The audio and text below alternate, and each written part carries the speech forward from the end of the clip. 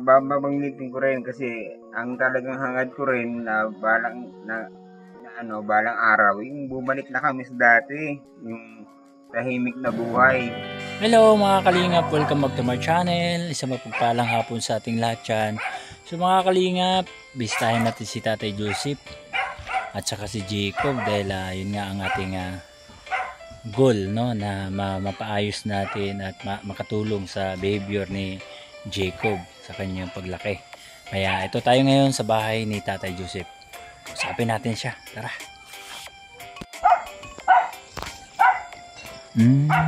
Ito sinara na po, binakura na po dito, hindi na pwede dumaan dyan, hindi na makashortcut si Tatay Joseph papunta ron kasi binakura na. Naku, ibig sabihin dito na magdadaan si Tatay Joseph papunta ron. So palit ng mundo ni Tatay Joseph dito palit na palit. Oo, pag sinara na to. Ito dito, pag sinara na ito, ayan, hindi na siya pwedeng dumaan dito, papunta doon sa baba. Ang daan na po niya ay papunta roon. No. Oo. Kaya maaaring nga maisara nga to. So ngayon wala po si Tatay Joseph. Hanapin natin siya. Tara, baka nandoon may. Ayan, nandito pala si Tatay Joseph.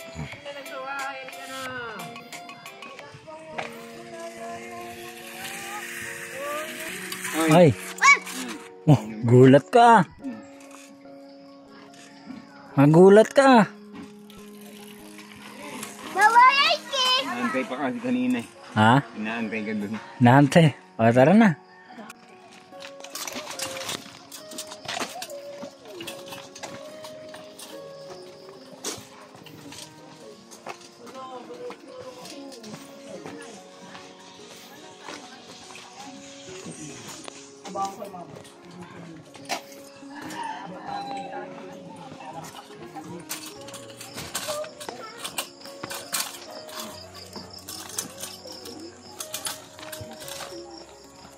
Ilaw naman yan, ano? Ay, wala problema, may ilaw yan, motor.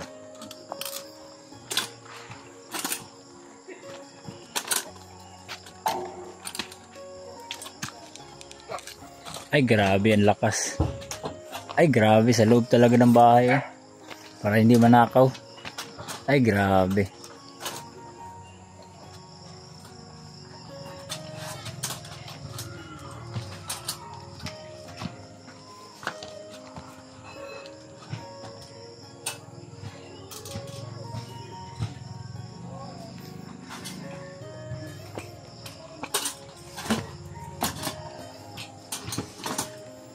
Oh, may sarili pang stand Okay.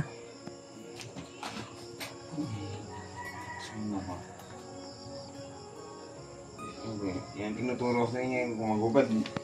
Galing eskwela tapon na lang. Yung mga ano niya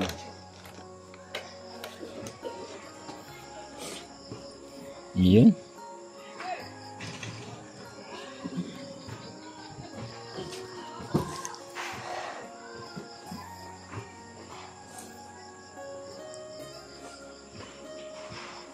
Magpupunas din yan pagdating doon. Yun lang, hindi pa yan. Galing pa yung laro. Medyo madumi. Kala ko hindi na kayo darating kasi gabi na eh. Hindi. Pag kami tayo, porsigido naman kami na makakatulong dito sa bata. Kaya kahit gabihin tayo, pupunta pa rin kami. Madumi na yan, Jacob. Madumi yan, madumi yan. Jacket na yan. Pinabahan ko eh. Dinumihan mo yan eh.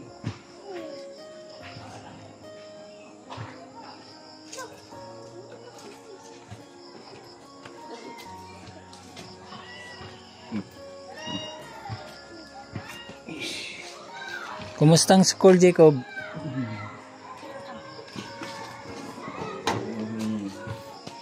Magkano binabayad mo dito sa kurente? Wala. 2 buwan na nga ang utang ko eh. 2 buwan? apat na daan. 400? Saan? Saan ka nakautang? Kay doon sa may area ng tindahan. Hindi mo pa nabayaran? Ano ako sinisingil, may malasakit na initinda naman niya. Sabi ko pagka bandaram na lang, pagka may meron makadiskarte ng... Malaki naman yung binigay ni Kindred sa'yo eh. Nakaraan eh. Huwag mo nang antayin na maputulan ka. Hindi naman nila ako puputulan siguro, kaya lang. Depende, malay mo. Hindi natin alam ba. Sabagay, kung may pera naman sila, tulong na lang din. Paano pag nag-iibang sitwasyon? Nako, tatay. Ang naman, talagang tipid, todo tipid naman ako. Isang buong pagkagabi nga, ito lang binubuksan namin. Pagkagabi, sabagay, kunti lang naman yan. Electric pan, hindi na naman nag-electric, malamig naman. Malamig naman ngayon ang panahon eh. Magkano ngayon sa ito eh? Hindi pa nasikaso yung sa hindi ko nga kurente? masikaso dahil bantay ako dito eh. Pag umaga, 7:30. Hanggang hapon na ako doon, tapos kukuha lang ako pagkain, tapos... Sayang din yun. Pero yun nga, Pao, magkano binayad nyo doon sa 12,000 nga. 12,000 lang? 12,000 lang ang binayad nyo doon sa sa kuryente na yun? Yung maglalakad. Yun lang ang hiningi? 12,000? 12,000 tapos humihingi pa ng building permit. Hindi naman, nagtaka na nga si Kindred. Sabi niya, bakit naman building? Hindi naman building yan. Residential yan. Sabi ni Kindred, di balik na lang yung 12. Wala, hindi na umimik. Hindi na pati nagpakita. Hindi na binalik yung 12. Pero, binigay naman sa'yo ni Kindred yung sobra doon sa 12,000? Hindi? Ay, baka nga, siguro, hindi ko na maalala nun eh. Binigyan din naman ako. Kasi, nag-message sa akin yung yung anonymous sponsor. Ito yung sinabi niya dito tayo. Basta ikaw na lang magbasa.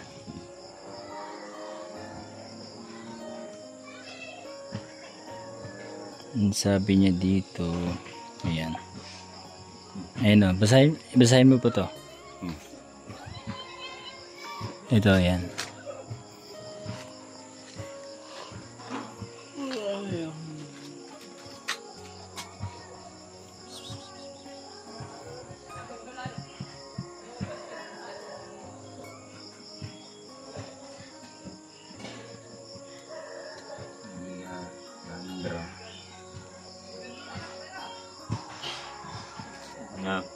Tatay Joseph, ako yung anonymous sponsor mo sa pagpapakabit ng kuryente. Nagkakahalaga ng 18K. Malamang alam mo na po kung sino ako dahil binalandra niya ang pangalan ko sa social media. Ginawa niya akong thumbnail. Malamang napanood nyo po yun at naibanggit niya na 18K pinadala ko para sa pagpapakabit ng kuryente nyo. Ginawa ko itong message para ipaabot sa inyo. Kung mababawi nyo yan, halagang 18K para sa kuryente yan. Yan buong halaga ay binigay ko nasa inyo. Alam ko nagpupursige kayong mabawi yan, maging masaya kayo. Umaasa ako sa mababawi nyo yan, 18K, at nagagamit at makakatulong yan sa inyo ni Jacob. Take care always. God bless. Keeps you safe.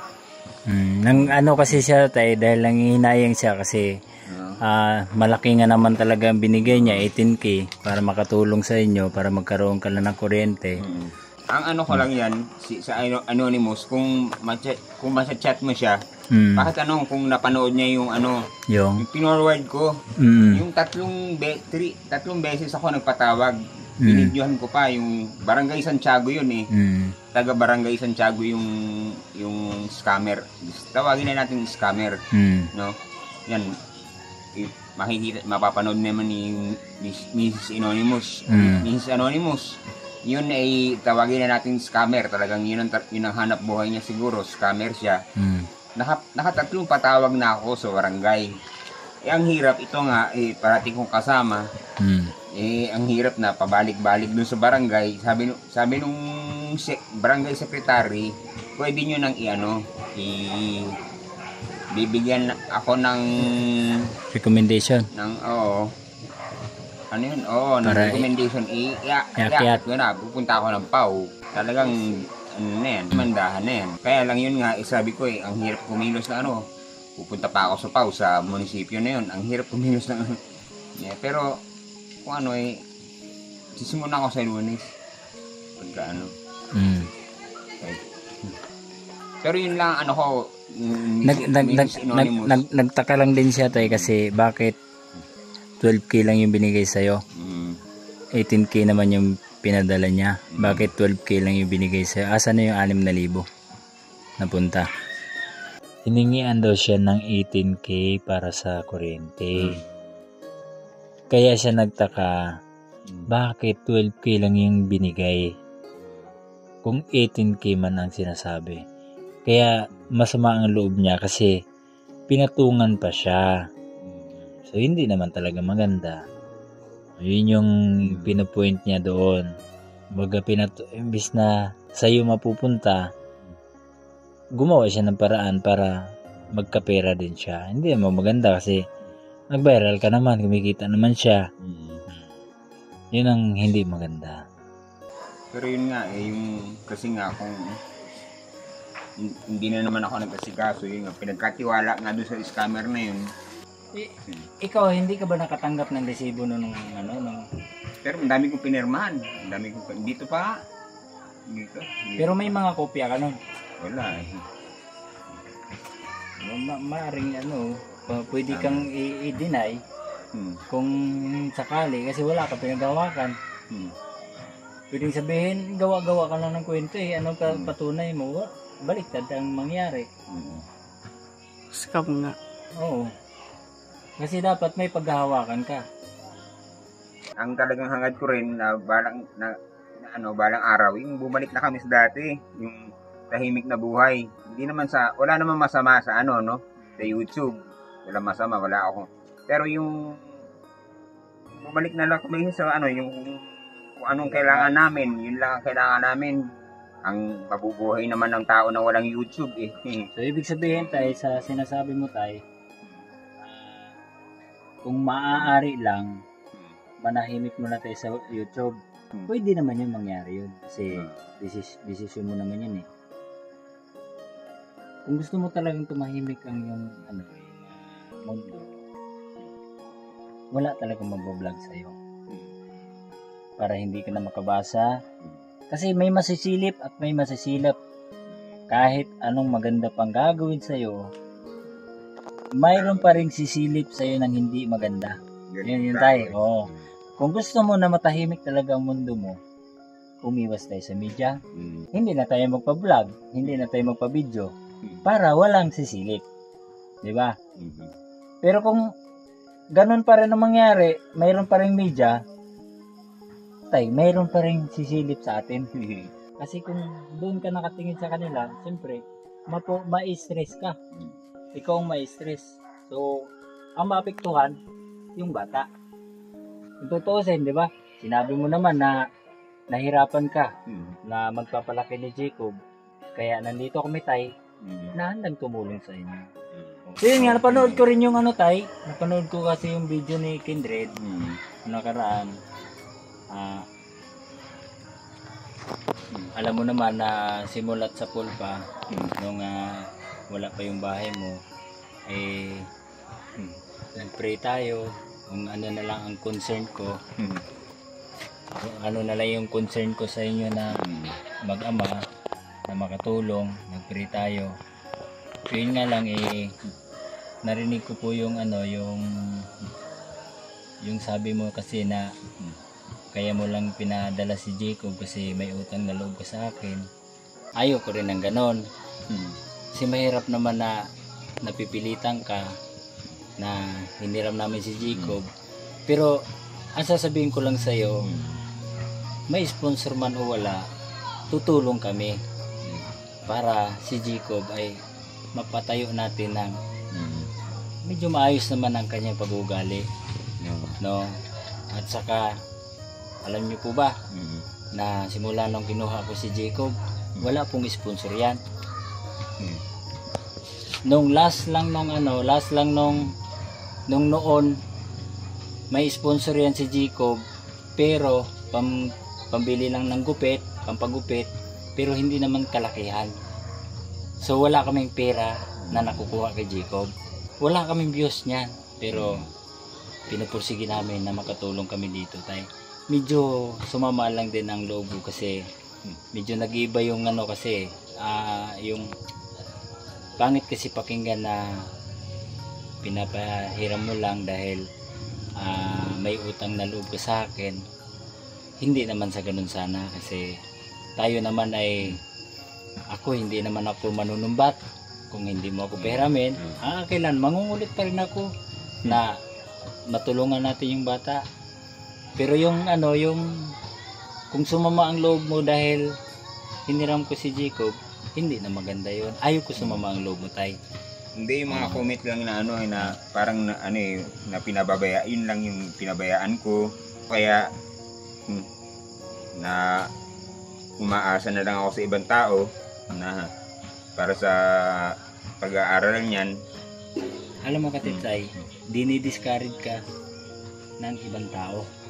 Hindi, may mga nababasa akong comment. Sabi, hindi naman nakikinig kay kay Tatay Joseph, yung ganun.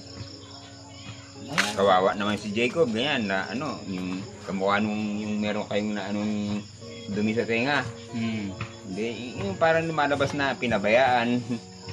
Pero yan, sabi sa bibig naman niya talagang araw-araw nag-aaway na kami para linisin ko lang ang tenga niyan, tapos nag-aaway kami para lang sa toothbrush. Ang hirap niyang ayaw niya mag-toothbrush Kaya lang tapos yun, para akong lagaring pupunta pa ako dito, mag-iinit akong tubig para lang meron siyang gatas sa umaga. Bago pumasok, meron laman ng tiyan. Magluluto ng noodle, siyempre. Yung naaminin ko, marami na din ako nararamdaman. Pero ito lang, usapan tayo ngayon, lalaki sa lalaki. Ikaw ba'y willing na maturuan namin si Jacob or kasi ayoko rin na dahil lang sa utang na loob na yan, ipapasamos mo sa akin si Jacob. Kasi alam mo naman tay, simula sa pula nagkilala tayo, mataimtim tayo ng prayer na matulungan kayo. Kaya wala akong pinagdamot na tao na sa bagay yung ibang vlogger na hindi nila ipinamigay yung pinaghirapan nila. Pero sa akin tay, hindi ko pinagdamot kayo sa ibang vlogger. Gusto ko mas marami pang bumuhos sa inyo ng tulong.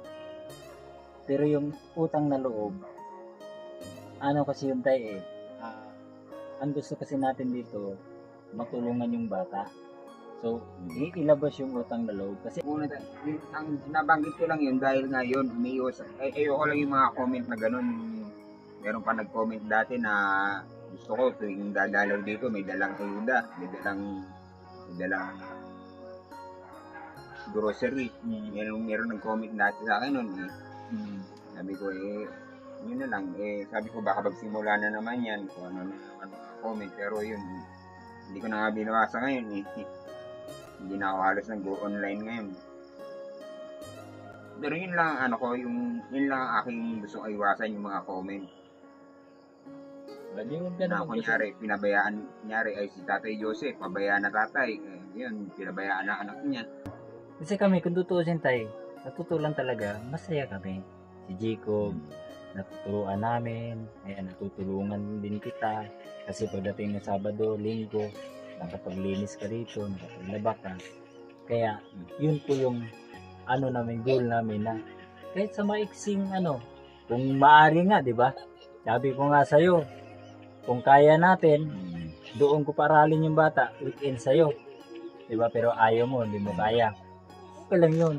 Kasi akin, option lang yun para at least mas mapabilis namin yung pagbabago ng kanyang ugali. Kasi alayo talaga tatay, kung tutusin, alayo talaga. Kasi yung mga pamangkin ko din, alayo talaga. Alam yung mga pamangkin ko doon, nagsusumbong pa sa akin. Kaya yun nga yung goal natin dito, na itong bata na ito, na tulungan natin. Kasi hindi naman ito mapupunta sa akin eh. Mapupunta rin sa'yo yung makakatulong. Kaya napakabuti ng Panginoon. Kasi hanggang ngayon, biruin mo naman, gasino lang yung views ko. Gasino lang yung mga nanonood sa akin. Halos hindi umaabot ng 1,000. Pero nagpapatuloy pa rin ako. Dahil sa Panginoon. Dahil tuloy-tuloy pa rin ang pagtulong niya sa akin. Kaya may mga tao na bigla na lang magpadating ng pera, mag-ayuda ka. Tumulong ka. Pinag-pray ko rin ito tatay na nung pagpapasok ko sa YouTube.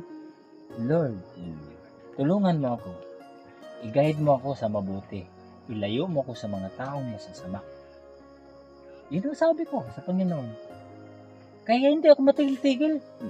Hirap na. Kung tutusin, hirap na hirap kami sa pamilya namin.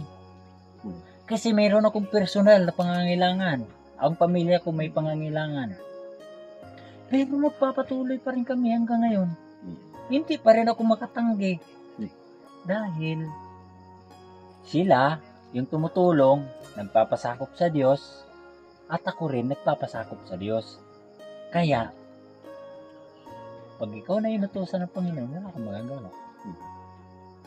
Ako, yan din yung pagpe-pray. Yan ang pinakamalakas na sandata ng isang Kristiyano eh. Nung kinuha ko ito, dahil grabe ang aking pagkakaba, wala akong trabaho. Ito kinuha ko dun sa mahabang istorya yun, Pero nung kinuha ko sa nanay niya, bakit? Kasi bakit ko kinakas ito? Dahil yung nanay niya, siya na ang lumabag sa utos ng Panginoon, di ba? Ang ika-6 na utos, wag mangangalin niya. Siya pa ba ang masusunod?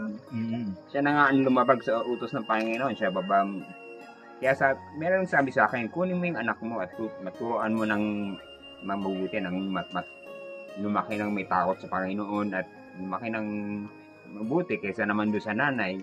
Sinuha ko yan, wala akong trabaho. Ewan ko, hindi ko na alam kung gaano katagal ko na inaalagaan si Jacob. Pero yun ang sabi ko, Lord, ikaw na lang ang bahala sa akin, wala akong trabaho. Pero ito papalakihin ko basta sa tulong niyo. Yun. Wala, hindi na kami nawala ng wala nang pagkakataon na wala kaming kakanin, parati kaming meron kinakain. 5 beses, may merienda pa nga, 5 beses kung kumain niya si Jacob, nakakapaglaro, Yun din. So yun lang tay. Hindi masama ang loob mo na dadalhin ko si Jacob? Hindi naman. Hindi ko lang yun. Umiiwas na ako sa mga mas... Ginutom ka na? Ginutom ka na? Ha? Ay ka? Gabi na eh. Si basta tatay, alam mo na noon pa, alam mo naman na may takot tayo sa Panginoon at wala tayong personal na interes para kumita tayo sa ganitong pagtanay itong trabaho. Tsaka kung dinasal mo po na paano mo palalakihin yung anak mo, siguro sinubo din kami ng Panginoon para tulungan ka, para mapalaki mo ng mas maayos yung anak. Sige tay. Dali na namin to si Jacob ba? Sige. Lunes na lang ulit. Lunes na lang ulit. Sige, Lunes na lang ulit. Pwede ba flag ceremony? Sige po. Hindi kasi medyo napagsabihan na rin ako na Maaga naman yun, 'di ba, nung Lunes na inatid ko rito, maagang-maaga din yun. Anong oras yun? Wala Wala pang flag ceremony yun eh. Madalas nga na nahuhuli kami, napagsabihan ako ng principal. Sabi ko, ang hirap kasi ano yun ito ng toothbrush. Ayaw mag-toothbrush. Mag-toothbrush ka, si Kuya Kyle nung nakaraan, di ba? Di ka nakapunta last week. Grabe ang iyak ni Kuya Kyle sa dentista. Binunutan ng ngipin. Ngayon, panay toothbrush eh. 5 beses sa isang araw tay. Takot sa Nagtutoothbrush. injection eh. In-injectionan yung gilagid eh.